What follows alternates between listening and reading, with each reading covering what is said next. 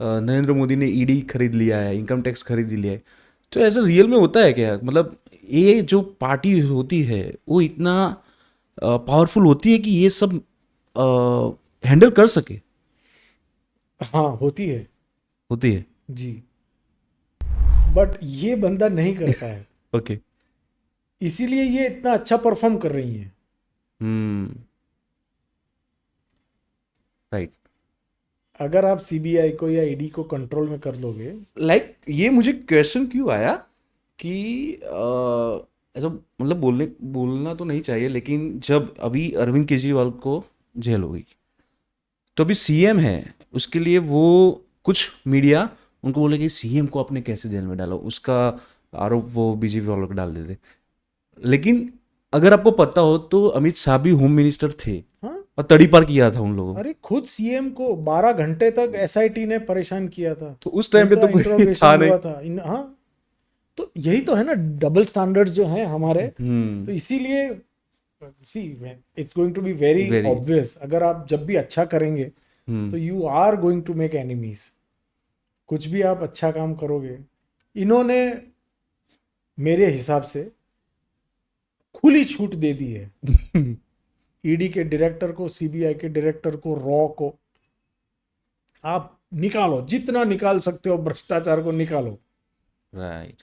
तो अब वो खुले सांड की तरह चारों तरफ पावर्स तो हैं उनके पास, इंटेलिजेंस है, they are the most elite class. Hmm. Indian bureaucracy is the top of the world. Indian diplomats, Indian civil servants are one of the best brains in the world. Hmm. एक retired IAS को कहाँ कहाँ से लोग ले जाते हैं पता है आपको? तो तो जब वो इंडियन गवर्नमेंट के लिए काम करता है और उसको एक आप पंप इन करते हैं कि यार work to your fullest ability, तो फिर समझ तो गए। वो रुकेगा नहीं ना, वो तो निकाल पाएगा। तो अगर वही तो कहते हैं ये कि आप 2014 के पहले के 10 साल का ईडी का और सीबीआई का परफॉर्मेंस देख लो। हम्म। बकरी बना के रखा था, कोई केस नहीं बन रहे हैं, कोई रिकवरी नहीं हो रही है, कोई रेड नहीं हो रहा है, भ्रष्टाचार चल रहा है।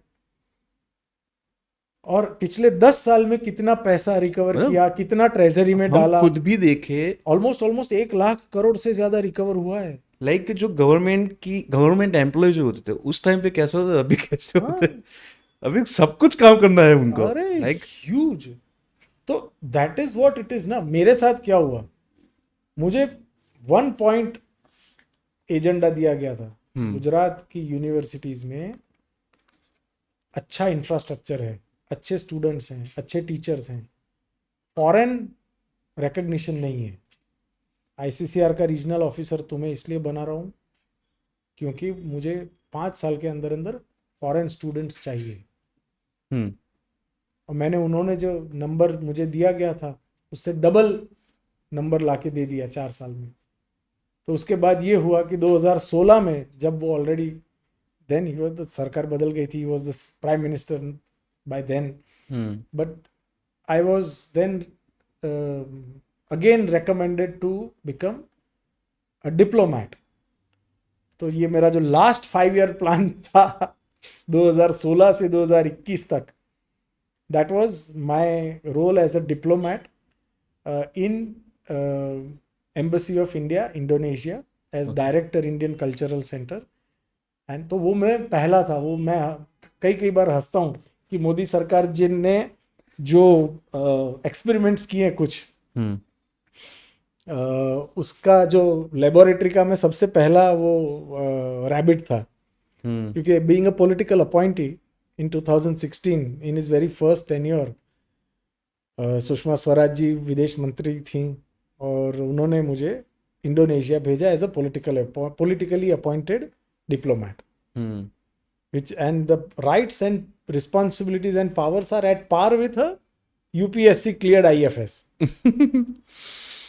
So suddenly, uh, that is also another challenge altogether. उसके लिए एक अलग पॉडकास्ट लगेगा कि समझ गए। How to deal with Indian bureaucracy का जो ईगो है, उसके बीच में आप किसी को, बिकॉज जब आप इतना सारा पढ़ लेते हो, आईएफएस बन जाते हो, आईएएस बन जाते हो, अब तो पूरी दुनिया ने ऑलमोस्ट 12th फेल फिल्म देख ली है, तो hmm, we know what it's all about. Divya Kirti जी को सब पढ़ते हैं, सुनते हैं, तो we know. And it is, if I am not wrong, UPSC is the second या third most difficult exam of the world. Right. तो जब आप वो क्लियर कर लेते हैं तो आपको बैक ऑफ द माइंड ये लगने लगता है कि अब तो मुझे सब आता है। तो in that moment of time it is very obvious that you become Ravana, ज्ञान का अहंकार। अब उसके बीच में मेरा जैसा कोई घुस गया, आके बैठ गया उस सेम कुर्सी पे, और वो बोल रहा है कि भाई साहब आप ना कल्चर के बारे में तो बात ही मत करो, क्योंकि you don't know anything about culture, you have just learned in books, I have lived culture. तो कल्चर, तो that is why specialisation and expert appointments का एक दौर शुरू हुआ, जो मोदी जी का एक अगेन ब्रिलियंट विजन है। बहुत ही सक्सेसफुल एंटरप्रेन्योर को आप क्यों ना प्लानिंग कमीशन का मेंबर बनाएं। राइट। आप एक accomplished actor, director, choreographer, radio show director of vibrant Gujarat को कल्चरल डिप्लोमेट अगर बना के भेजते हैं, तो क्या वो कुछ कंट्रीब्यूट कर पाएगा जो कि एक नॉर्मल आईएएस, आईएएस या आईपीएस करेगा? उससे ज्यादा कर पाएगा, because he is an expert of that. तो वहां से फिर वो शुरू हुआ। फिर लंदन में बहुत ही जाने माने राइटर जो हैं हमारे इंडिया के, अमीश त्रिपाठी, अमित त्रिपाठी, वो उनका जो अपॉइंटमेंट हुआ as director Indian culture centre London, the immortals of Meluha वाले। मेहुला मेहुला हाँ, वो Shiva Amish Tripathi is a very renowned, I think after Chetan Bhagat he is the most read writer. है, मेरी बुक हाँ, मैंने हाँ। पढ़ी है। तो फिर अमीश को भेजा गया लंदन, वो बने वहाँ के डायरेक्टर। तो this is how it happens, you know, if you perform well, hmm, तो आप अगर in the moment, at the moment आपको जो दायित्व दिया गया है वो अगर अच्छे से करते रहते हैं, then it becomes a president. तो Indonesian tenure was a very successful tenure. हम लोगों ने पूरा साउथ ईस्ट एशिया के साथ एक पूरा कल्चरल डिप्लोमेसी, सॉफ्ट पावर जिसको कहते हैं, उसको रिवैम्प करने में बहुत काम किया। And the results are evident, और अब दिखना शुरू हुए हैं अभी तो, और आगे चल के और बहुत अभी तो काम करना है। एंड कोरोना के बाद में इंडिया वापस आया। ओके। सो वो एक 4.5 साल का एक पूरा आउट ऑफ, एक 4.5 साल तक एक लाइव फिल्म चल रही थी मेरी जिंदगी में जिसमें मैं 24 घंटे एक्टिंग कर रहा था। अब ये कह सकते हैं, बहुत ही फिल्मी भाषा में कहूँ तो।